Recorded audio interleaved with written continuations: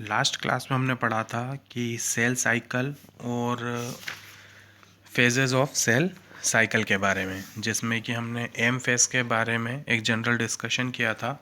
अब M phase की karyokinesis stage में आने वाली जितनी भी फेजेस होती है, prophase, metaphase, anaphase, telophase and cytokinesis, उन सब के बारे में हम इस क्लास में यहाँ पर डिटेल स्टडी करेंगे।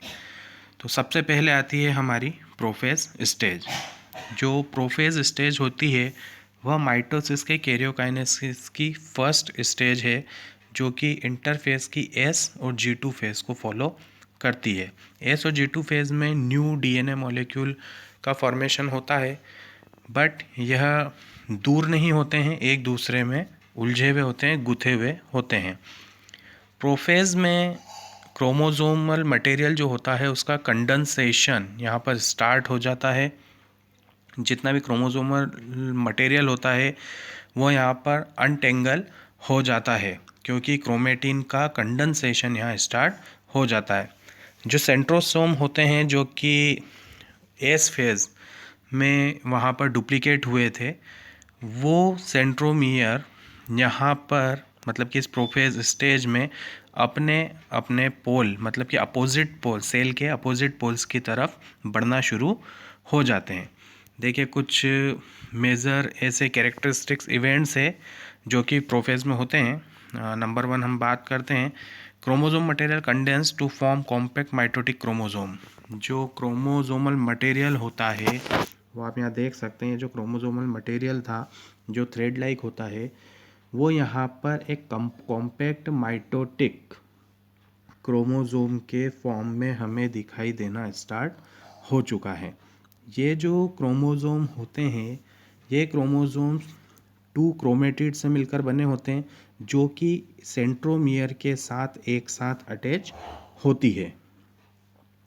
सेंट्रोसोम जो कि इंटरफेस के दौरान डुप्लीकेट हुए थे, वो दोनों सेंट्रोसोम्स जो होते हैं वो अपोजिट सेल्स के अपोजिट पोल की तरफ जाना स्टार्ट कर देते हैं।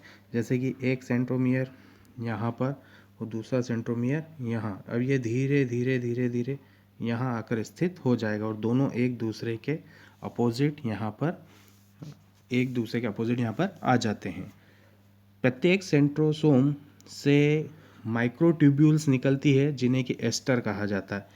ये आपको जो दिखाई दे रही है, ये ब्लू कलर की, ये माइक्रोट्यूब्यूल है, ये एस्टर कहलाती है। और ये एस्टर आपस में मिलकर स्पिंडल फाइबर के साथ मिलकर एक माइटोटिक एपरेटस का यहाँ पर फॉर्मेशन करती है। प्रोफेज के एंड स्टेज में जब हम माइक्रोस्कोप में देखते हैं तो यहाँ पर जो गोल्गी कॉम्प्लेक्स होते हैं, ठीक है, Golgi complex, endoplasmic reticulum, nucleolus, nuclear envelope, ये सब हमें दिखाई नहीं देते। मतलब कि ये जो न्यूक्लियर एनवेलप हमें दिख रही है, ये डिसअपियर हो जाती है। ये एंडोप्लाज्मिक रेटिकुलम ER, ये डिसअपियर हो जाती है, ठीक है। गोल्गी कॉम्प्लेक्स, माइटोकॉन्ड्रिया, ये सब, ये गोल्गी कॉम्प्लेक्स, माइटोकॉन्ड्रिया, धीरे धीरे ये सारी चीज़ें यहाँ से डिसअपियर हो जाती है। तो ये तो स्टडी की हमने प्रोफेज के बारे में। अब हम सेकंड स्टेज में चलते हैं, मेटाफेज। देखिए, माइटोसिस में जब न्यूक्लियर एनवेलप पूरी तरीके से डिग्रेड हो जाता है, पूरी तरीके से नष्ट हो जाता है, तो इसका मतलब है कि माइटोसिस का प्रारंभ, माइटोसिस की स्टार्टिंग वहाँ से हो चुकी है। इस समय जो क्रोमोसोम्स होते हैं वो सेल के साइटोप्लाज्म में पूरी तरीके से फैल जाते हैं। क्रोमोसोम के कंडेंसेशंस के कारण जो क्रोमोसोम्स होते हैं वो माइक्रोस्कोप में बहुत आसानी से हम इस स्टेज में देख सकते हैं, और जो क्रोमोसोम्स होते हैं उसकी मार्फोलॉजी को हम बहुत आसानी से यहाँ पर स्टडी कर सकते हैं उसकी। देखिए, मेटाफेज स्टेज में जो क्रोमोसोम्स होते हैं वो 2 सिस्टर क्रोमेटिड से मिलकर बने होते हैं, और ये दोनों सिस्टर क्रोमेटिड्स जो होती हैं एक सेंट्रोमियर पर एक साथ अटैच होती है। अब देखिए, ये जो सेंट्रोमियर होता है इस पर स्मॉल डिस्क शेप्ड स्ट्रक्चर्स होते हैं उसकी सरफेस पर, जो कि काइनेटोकोर्स कहलाते हैं। यहाँ हम इनलार्ज करते हैं। ये वाला जो बीच में रीज़न है ये है सेंट्रोमियर, और ये इस सेंट्रोमियर पर यहाँ पर स्ट्रक्चर्स दिखाई देते हैं दोनों साइड्स पर। उन स्ट्रक्चर्स को कहा जाता है काइनेटोकोर। तो ये जो काइनेटोकोर यहाँ पर होते हैं, इन काइनेटोकोर्स से जो सेंट्रोसोम के स्पिंडल फाइबर्स होते हैं, वो स्पिंडल फाइबर्स यहाँ पर आकर सेंट्रोमियर के इन काइनेटोकोर्स से जुड़ जाते हैं। मतलब कि इस सेंट्रोमियर से आने वाला जो स्पिंडल फाइबर है वो इस सेंट्रोमियर पर पाए जाने वाले काइनेटोकोर से अटैच हो जाएगा। इस सेंट्रोमियर से आने वाला स्पिंडल फाइबर इस सेंट्रोमियर पर पाए जाने वाले काइनेटोकोर से अटैच हो जाता है। तो दोनों अपोजिट सेंट्रोमियर से आने वाले स्पिंडल फाइबर सेंट्रोमियर पर पाए जाने वाले काइनेटोकोर से अटैच हो जाते हैं। देखिए, मेटाफेज स्टेज में यहाँ पर एक सेंट्रल इमेजिनरी लाइन बनती है जिसे कि हम मेटाफेज प्लेट कहते हैं। ठीक है, इस मेटाफेज प्लेट पर आकर सारे क्रोमोसोम्स यहाँ पर इस मेटाफेज प्लेट पर आकर सेंट्रल लाइन में अरेंज हो जाते हैं।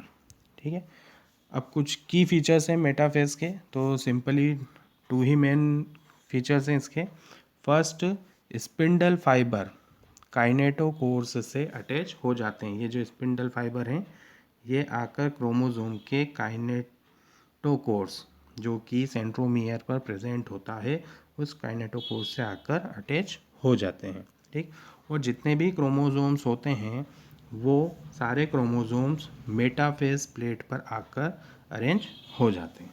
ठीक, अब हमारी जो थर्ड फेज़ है वो थर्ड फेज़ होती है एनाफेज। देखिए, एनाफेज में क्या होता है कि प्रत्येक क्रोमोसोम्स जो होता है वो क्रोमोसोम्स यहाँ पर उसकी जो 2 डॉटर क्रोमेटिड्स होती है वो 2 डॉटर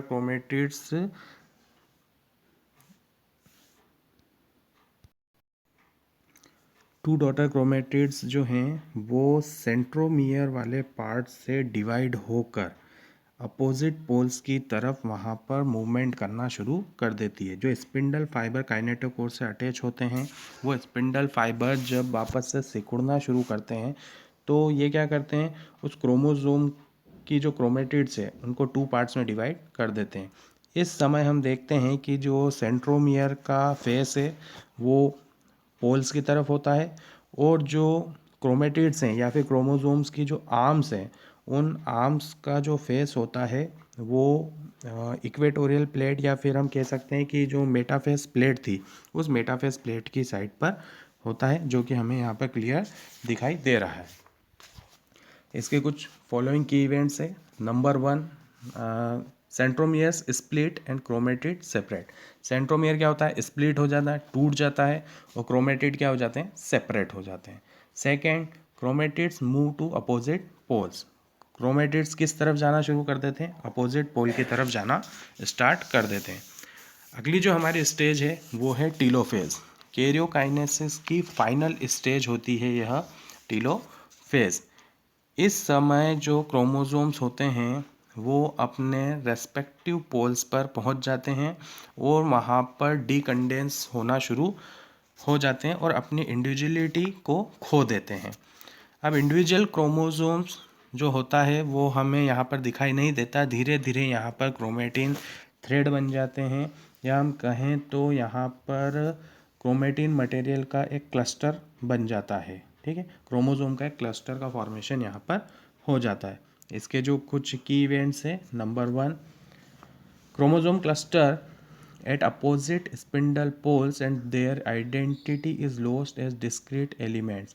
जो क्रोमोसोम का क्लस्टर है वो अपोजिट स्पिंडल पोल्स पर पाया जाता है और ये अपनी आइडेंटिटी को लॉस कर देते हैं और क्रोमेटिन थ्रेड के रूप में हमें दिखाई देते हैं। जो न्यूक्लियर एनवेलप है वो क्रोमोसोम क्लस्टर के चारों तरफ वहाँ पर बन जाती है। हम यहाँ देख सकते हैं ये न्यूक्लियर मेम्ब्रेन जो है ये चारों तरफ यहाँ पर बन रही है, धीरे धीरे इसका यहाँ पर फॉर्मेशन स्टार्ट हो जाता है। ठीक, इसके साथ ही यहाँ पर nucleolus, Golgi complex, endoplasmic reticulum, ये जितने भी ऑर्गेनेल सेल में पाए जाते हैं वो सब धीरे धीरे यहाँ पर रिफॉर्म होना शुरू हो जाते हैं, यहाँ पर बनना स्टार्ट हो जाते हैं। तो ये स्टेज थी यहाँ पर टीलोफेज। अब हम बात करते हैं अगली जो स्टेप होती है। अब यहाँ पर कैरियोकाइनेसिस की प्रोसेस फिनिश हो जाती है। अब जो प्रोसेस आती है वो होती है साइटोकाइनेसिस की। देखिए साइटोकाइनेसिस, जैसा कि आप जानते हैं कि सेल जब साइटोप्लाज्म को डिवाइड करती है तो ये प्रोसेस साइटोकाइनेसिस कहलाती है। तो माइटोसिस में केवल डुप्लीकेट क्रोमोसोम का डॉटर न्यूक्लियाई में सेग्रेशन हो जाना ही माइटोसिस को पूर्ण नहीं करता है, बल्कि जो सेल होती है वो अपने साइटोप्लाज्म को डिवाइड करती है, उसे सेपरेट करती है और 2 न्यू डॉटर सेल्स का फॉर्मेशन करती है। तब जाकर माइटोसिस की जो पूरी प्रोसेस है वो यहाँ पर कंप्लीट होती है। अब देखिए एनिमल सेल्स में एक्चुअल क्या होता है। एनिमल सेल्स में जो प्लाज्मा मेम्ब्रेन होती है वो एक फरो बनाती है। ये कॉन्ट्रेक्टाइल रिंग कह सकते हैं इसे। ये जो फरो अंदर की तरफ जा रही है, दोनों साइड से ये फरो बनती है। धीरे धीरे ये फरो आगे जाकर आपस में क्या हो जाती है, यहाँ पर अटैच हो जाती है। और अटैच होने के बाद ये एक डॉटर सेल अलग हो जाती है और दूसरी डॉटर सेल जो है यहाँ पर अलग हो जाती है। ठीक है। बट प्लांट सेल में एक्चुअल क्या होता है कि प्लांट सेल में क्या है कि एक एक्स्ट्रा फीचर है, वो है सेल वॉल। तो इस सेल वॉल के कारण यहाँ पर थोड़ी सी प्रोसेस अलग हो जाती है। एक्चुअल यहाँ क्या होता है कि यहाँ पर सेल के बीच में, यहाँ पर सेल के बीच में बिल्कुल सेंटर पॉइंट से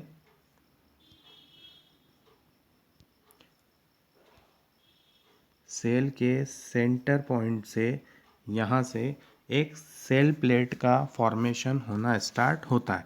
धीरे धीरे ये सेल प्लेट सेल वॉल की तरफ बढ़ना शुरू होती है। ये देखिए यहाँ पर इस तरीके से सेल वॉल की तरफ बढ़ना स्टार्ट हो जाती है और जाकर उस सेल वॉल से पूरी तरीके से अटैच हो जाती है। इन तीनों डायग्राम में आपको दिख रहा है, सेंटर में सबसे पहले वेसिकल के रूप में सेल प्लेट का यहाँ फॉर्मेशन स्टार्ट हुआ, फिर धीरे धीरे ये सेल वॉल की तरफ बढ़ना स्टार्ट होती है और जाकर उस सेल वॉल से अटैच हो जाती है और इस तरीके से यहाँ पर 2 डॉटर सेल्स का फॉर्मेशन कंप्लीट होता है। चलिए अब हम बात करते हैं सिग्निफिकेंस ऑफ माइटोसिस कि माइटोसिस का सिग्निफिकेंस क्या है, इसका क्या महत्व है।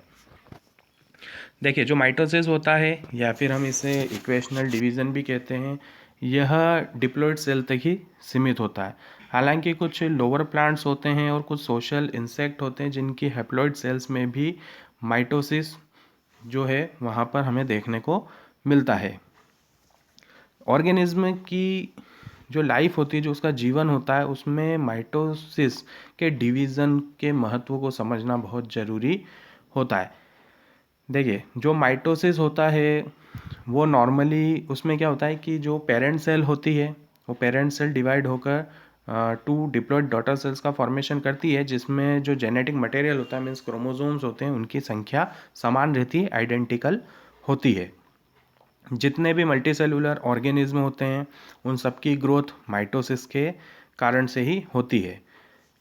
सेल ग्रोथ जो है उसके लगातार होने की वजह से, सेल की वृद्धि लगातार होने से न्यूक्लियस और साइटोप्लाज्म के बीच का जो रेशो है वो डिस्टर्ब हो जाता है और इस न्यूक्लियो साइटोप्लाज्मिक रेशो को बनाए रखने के लिए यहाँ पर माइटोटिक डिवीज़न बहुत ही ज़रूरी होता है, बहुत आवश्यक होता है।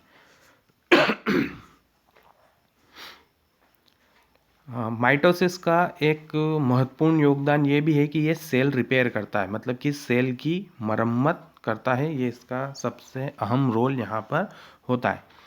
देखिए जो एपिडर्मिस की अपर लेयर की सेल्स होती है, जो इंटेस्टाइन है उसके लाइनिंग की सेल्स होती हैं और जो ब्लड सेल्स होती हैं, ये लगातार रिप्लेस होती जा रही हैं।